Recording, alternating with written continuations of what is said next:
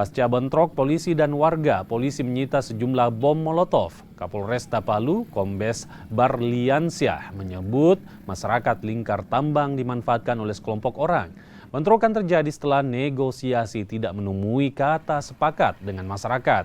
Upaya polisi membuka blokade jalan mendapat perlawanan warga.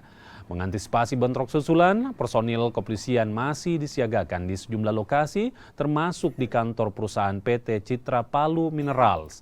Sebelumnya, warga juga melakukan aksi protes dan menuntut diberikan ruang pertambangan di areal kontrak karya PT CPM pada pertengahan September lalu.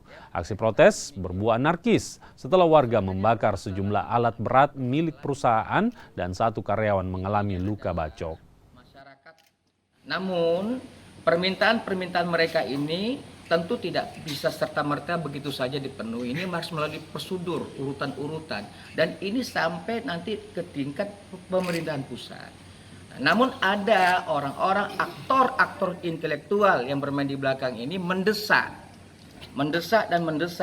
agar segera diwujudkan ruang ini mereka untuk melakukan penambangan rakyat.